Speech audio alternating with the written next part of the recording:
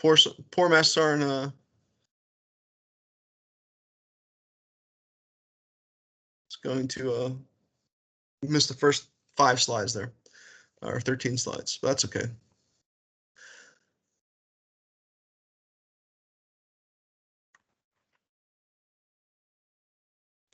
That's cool. He's literally all he does during the day is QC package, so I'm pretty sure he got this one down. He might be good in this one. Yeah, this was a fun one to do. Yeah, so it's recording now. Roger, I hit the record button. Should be Perfect. good. Okay. So yeah, so when you get here, again, ask all the questions. You know, ask them their hair color, eye color. Even though you can see it, again, their scripts may be different. So next, we're going to go into moral screening criteria.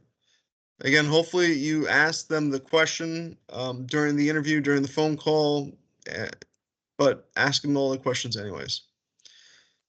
So again, you gotta explain all this stuff. Hey, I'm going to ask you about tickets, driving records, arrest and warrants, and your driver's license. But you have to ask all the questions. You have 90 minutes to do all this. If you rush through it, they are going to be, the role player is going to be difficult. So, you got, even though it feels like you're in a time crunch, you got to ask all the questions. In the last 7 years, have you illegally used any drugs or substance? I mean, this is one where they're going to say that they used marijuana. It's going to probably be a big one this time. Do you have to yes instructions in the previous part or no for this one? Yeah, you got to read them all. Yeah. Again, you can paraphrase though, like all the questions I'm about to ask you. Or just to get the information to make sure that you're qualified. And it's all covered under, the Privacy Act, and anything you say is not going to be used to do anything but property for the military. Do you understand? Do you have any questions? Yes or no?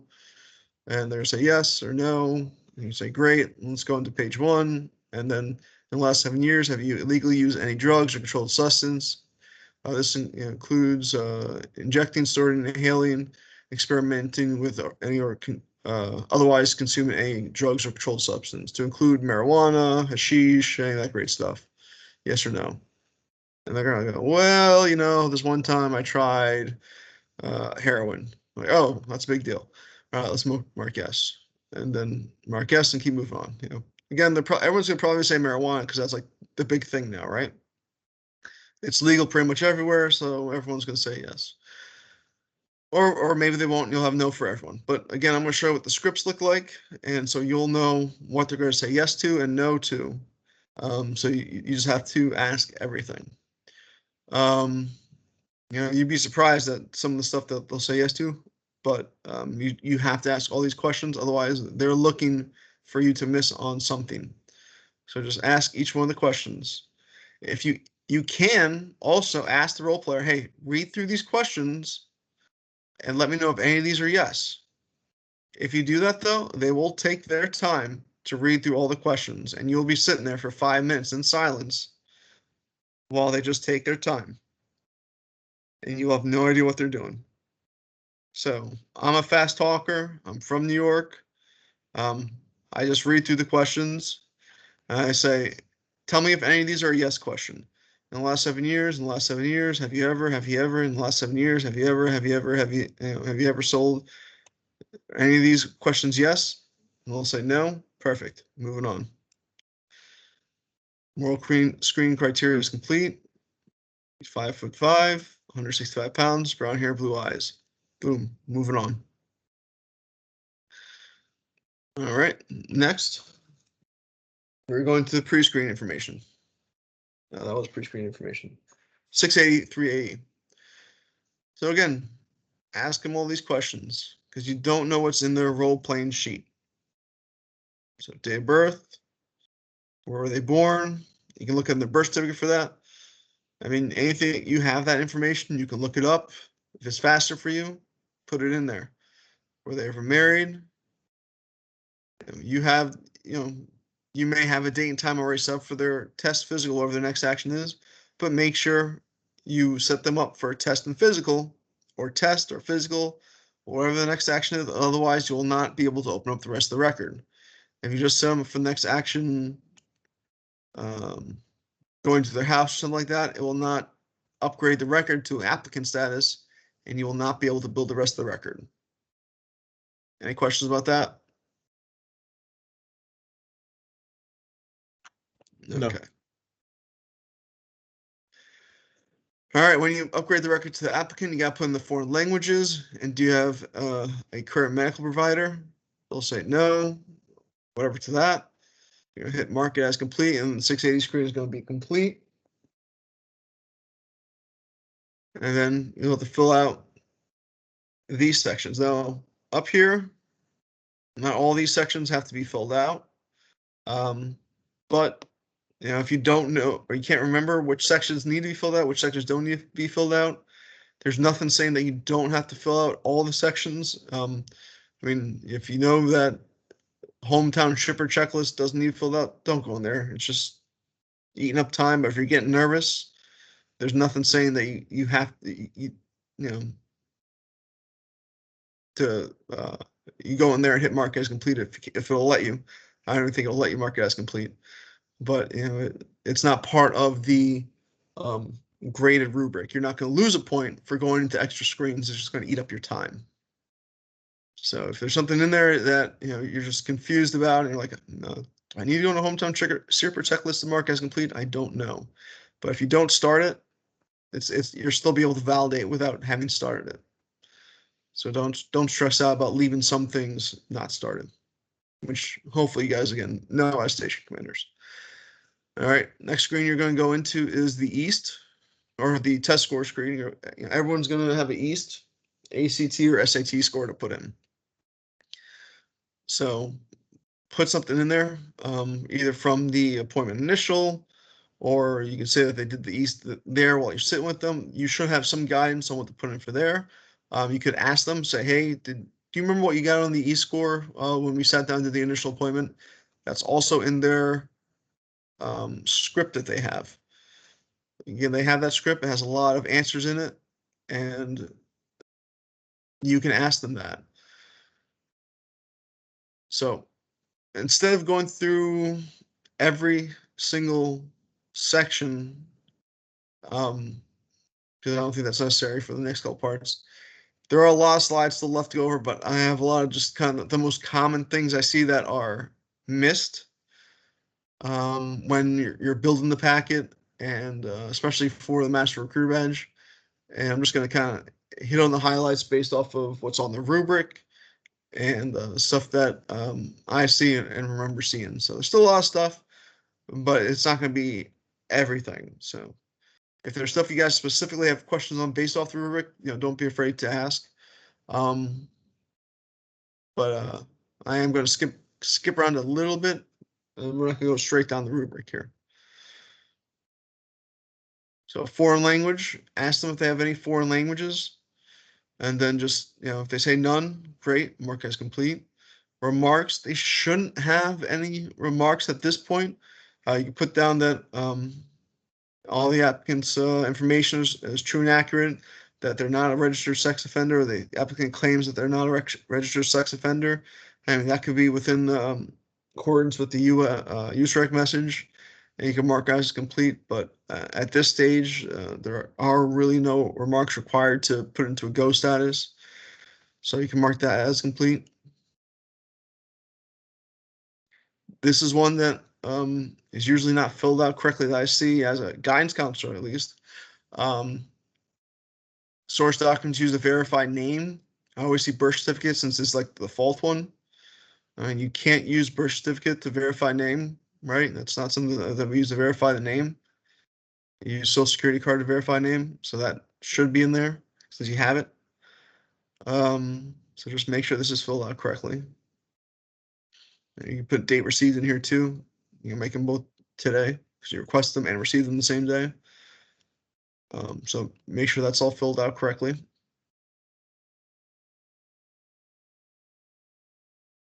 Name preference. So make sure the name shown on the birth certificate and name shown on the social security card are filled out correctly. Personal screening criteria. This is one that always, again, as a guidance counselor, I always see is filled out wrong. If they have no siblings, mark it as a yes. They're the only living child in their immediate family. If they have siblings, you can leave as no, but when you're going down this, I see people mark it all as no, and then if they have no siblings, it's still marked no. And then, as a guidance counselor, I'm like, if it's marked no, why does he have no siblings built? So again, during Master Recruiter Badge, this is something they're gonna be looking for. So personal screening criteria, page 2. If they have no siblings, yes, no.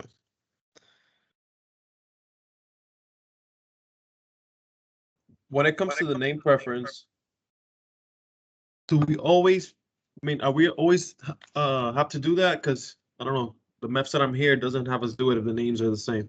No, I don't know, that's right. a mess. No, you don't have to do this. Again, this is just something that I filled out for the Master Recruiter Badge. Okay, I got you. All right then. Yeah, no, you don't have to do this, especially when the names are the same. Absolutely not. Nope, I was just filling it out for Master Recruiter Badge just in case there was a difference. Okay, but so for the test, the Master Recruiter Badge, when we're doing the packet building, we do fill it out. Do you have to? Not if the names are the same, no. Okay. But you don't. Again, you don't know if the names are gonna be different. You know, there could be variations. But you know, just make sure that you review the name preferences. I mean, it's, you know, you gotta make sure that the Social Security card name is the name preference, right? That's the main thing. Roger. So, no, but I was just filling out all the screens for things that can be common mistakes from the Master Recruiter Badge. But yeah, just make sure that, you know, you review the name of the Social Security card, name of the birth certificate. That was just my trying to make my takeaway there. They just happen to be the same for this event, for this person.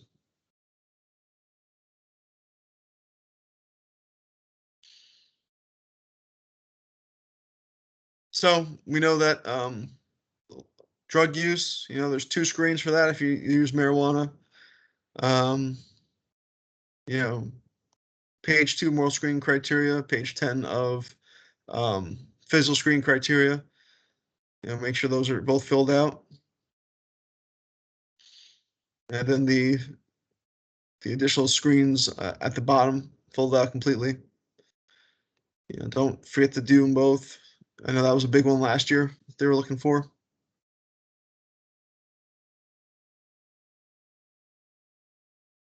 Any questions about that? Nope. Negative.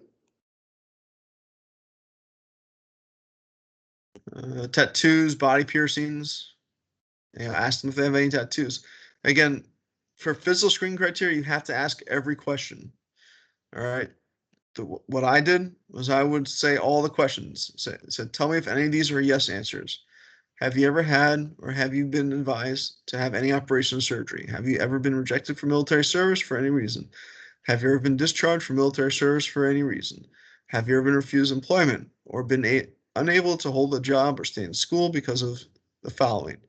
Applied for and or received disability evaluation and or compensation for injury or other medical condition. I would just read them off and like, tell me if any of these are yes. So some people would have their applicant read through them, but they would just take forever. If you ask them to say yes or no after each thing, again, that to me just took up too much time.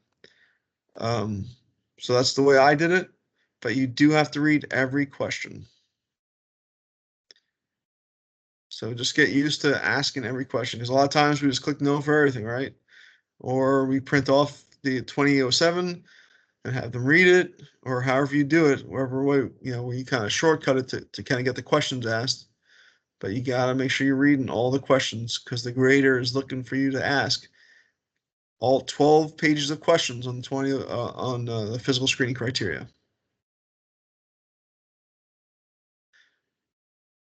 All right. Background investigation. Ask them if they were born after 1959. They will all definitely be born after 1959. If they're male, you're asking what the registration number was. Some of them might know it because it'll be in their little scripts. If they don't know it, You can look it up or simulate looking it up, and it's going to be the year that they were born plus whatever imaginary number you put in there. So once you figure out the year that they were born, just put in some numbers, and they will pass validation every time. If you didn't know that trick, well, there you go. Year they were born, numbers. So you can simulate looking it up. Like, oh, what year were you born? 1999. Got it. Your selective service number is, I don't even know how many numbers it is. I just threw stuff in here. Bam, pass validation. Hopefully you guys, as station commanders, know that trick. If not, there you go.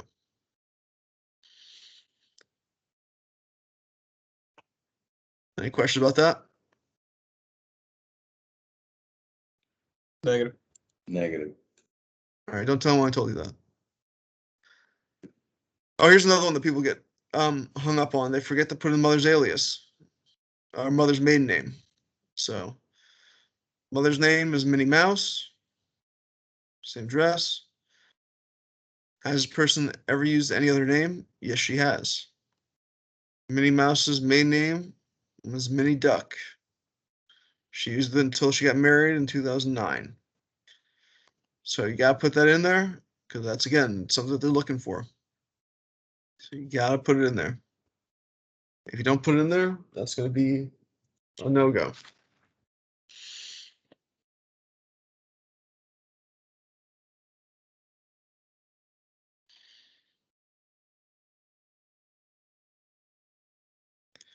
All right, so this is where it kind of gets a little tricky, and this is where I know for myself at least, I spent a lot of time stressing out. So what needs to be in the record? 6A 2007 369 for police checks if applicable. EBC release 369. UF 601 210 for court documents if applicable. 6 check. Yep. Birth certificate, driver's license, social security card, and education documents. So You will yeah. upload this, right? Yeah, that's what. So you do upload all this stuff. No, I meant you're going to upload these slides, correct? Yeah, I will upload all the slides. Absolutely. Okay, fine. Yeah. So, when you're uploading these documents, my applicant did not have any court stuff or police record check. Need any police record checks? So you just need the 6A 2007 EBC release, sex offender check, birth certificate, driver's license, social security card, and education documents. But I was just stressed out about this. So we're going to go over how to kind of review all this stuff based off of what's the schoolhouse system and how they do it. So you're probably used to, well, I'm not sure how you guys do it at the recruiting station anymore. Do you guys scan the stuff straight in, or do you save it to your computer and then upload it? Save it to the computer. Okay, so it's a little different than we do at the MEPS. So you guys have a little more practice with this than I do. So you'll have a record just like this at the schoolhouse, and it will, you go right to the record, and it'll be blank, right, except for the RZ validation report. This is, this is a slide here.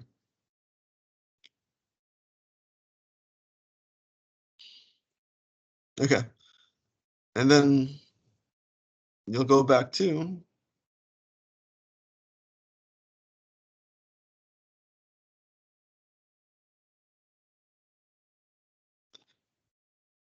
the files here, and you'll just, like I said, sort through all this stuff. And there might be even more stuff than this. There might be just a ton of files in here.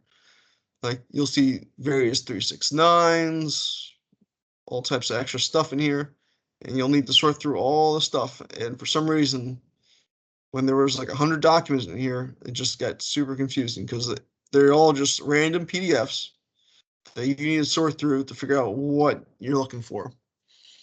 So, I was like, okay, you need 680, you need 2007. Definitely don't need baby photos. All right, birth certificate, yep. 369. Right. He is a high school senior, so I need a high school diploma. He doesn't have any college credits, or you say didn't go to college, so I don't need transcripts. You do need the social security card, so you need that in there. Dot 15. Okay, so I uploaded that. And so I need the sex offender check. That wasn't in there, so I have to tell the station commander, like, hey, station commander, I need a sex offender check for this guy. And then it would magically be in there because they figure it out. And then bam, sex offender check. I find it and upload it. But for some reason, I went over this like 4 times before I would be able to get all the documents and be comfortable in here. And afterwards, the guy who was grading me, he was like, man, you're like running close on time. You're stressing me out. I'm like, I know. I just could not be 100% confident that I had all the documents in there. Driver's license. I'm like, did I need driver's license? I don't know if I absolutely need driver's license, but here it was. Like, just going over EBC release, high school diploma. Just for some reason, this part just stressed me out more than anything else. But you have to know that list of all the documents that you need and make sure they are all in there. If something is missing and it's not in that folder, you need to get your station, the pretend station commander who will be the NCOIC of the entire event, say, hey, look, I'm missing the sex offender check. I am missing the driver's license.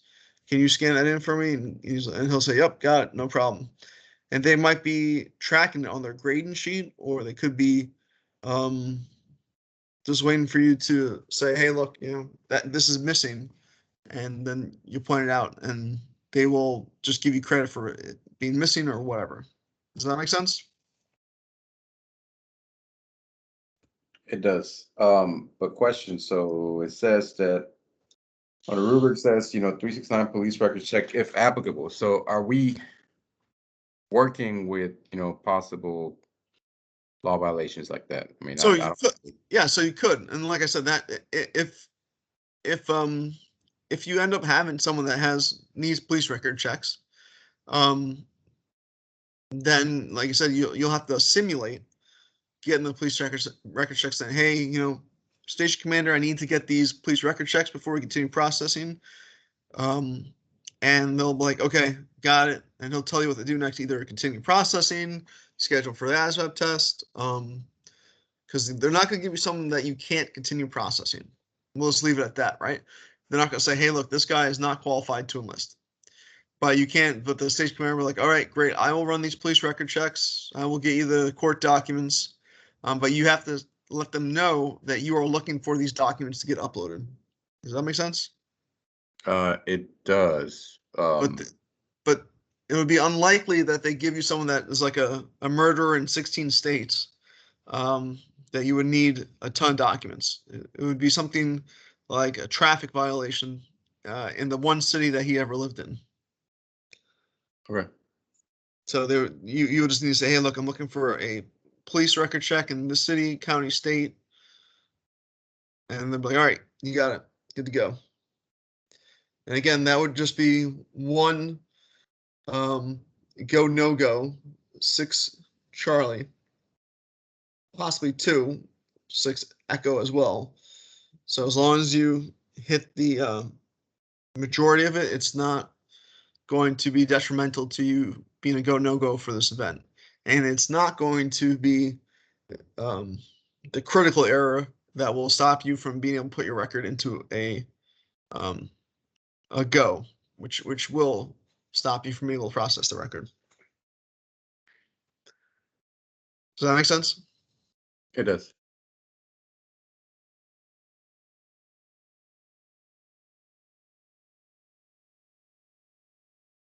Yes, I don't know if you heard me, but yes, it does. Yeah. Yep. I'm just looking through my notes here, see if there's anything else I was missing.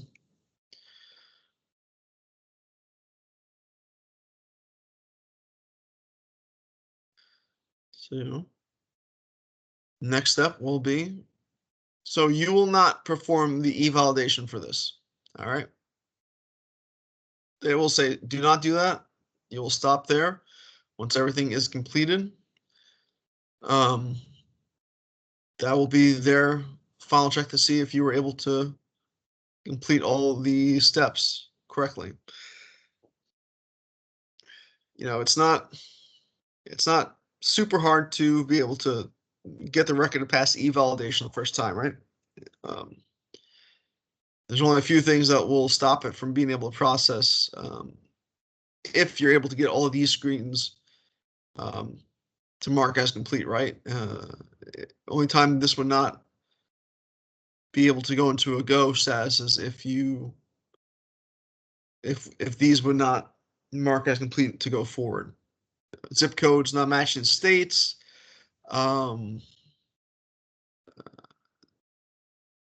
Punctuation being in city addresses or street addresses. Character references being used twice in the wrong spots. Those are some things that could have it fail e-validation. But if you're asking all the questions and going through everything the right way, it should all pass e-validation. So if it doesn't pass e-validation, you fat finger something, you're done. You failed this event. So yes, that will make it a no-go this year. Now they might give you a second chance to redo it. But yes, that would make you a no-go for this whole event.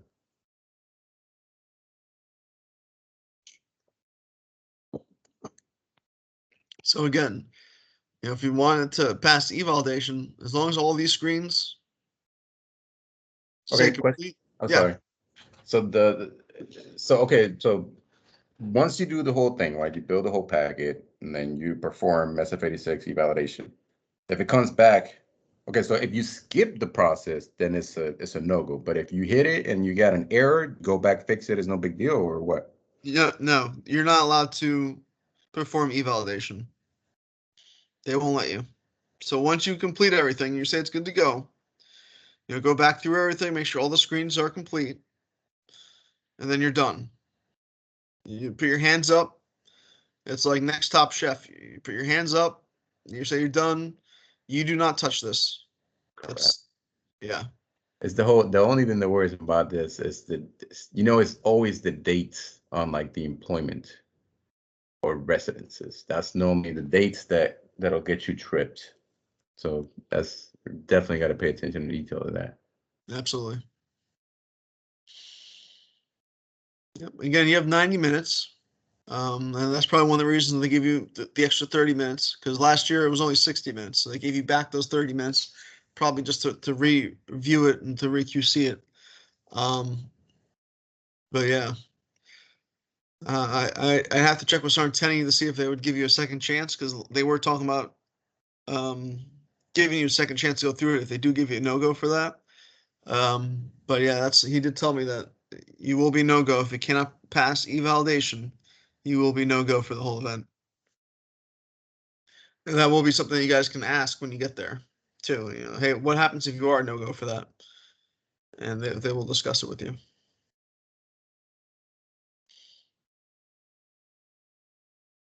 Cool.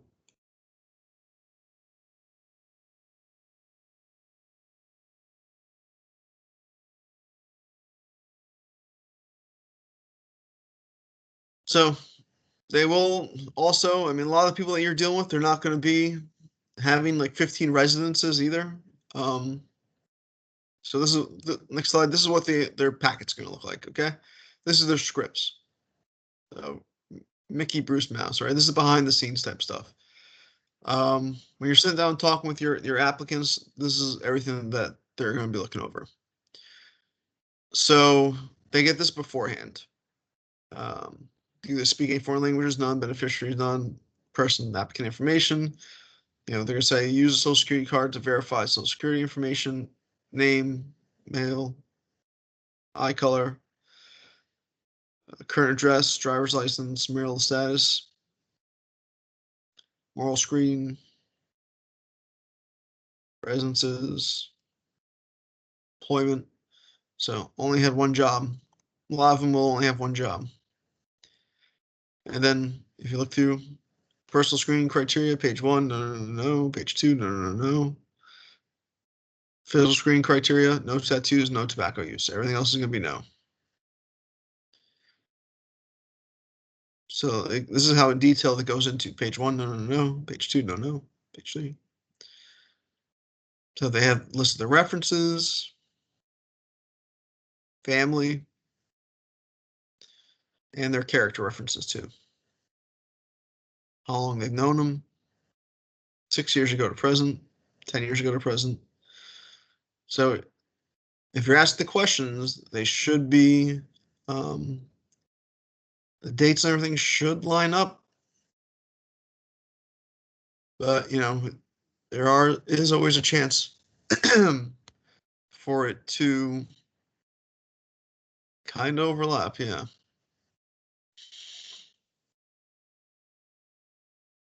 But yeah, this is an example of the scripts they use when they go into these interviews, how detailed it can be.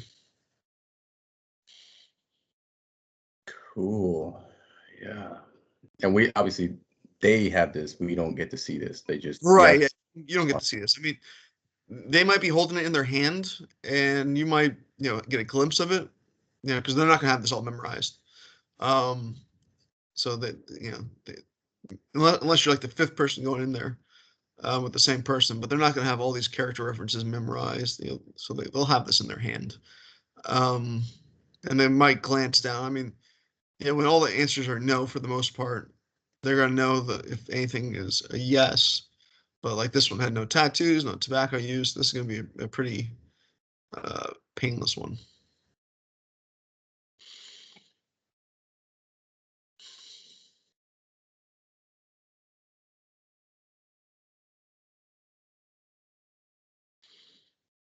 Again, yeah, if you see a Mickey Mouse, don't say that I gave you the answers, right? Too easy. Yeah. So that's pretty much it for building an enlistment packet.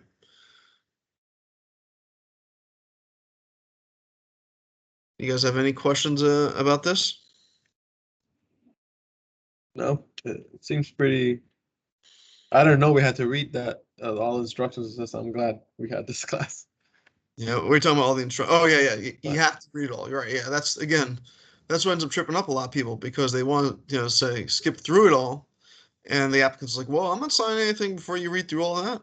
And then it kind of gets the applicants flustered, or the master recruiter badge applicants flustered, and yeah, it's tough. So, but yeah, if you guys don't have any questions about this, let's take a 10-minute break. We'll come back at say 10:05.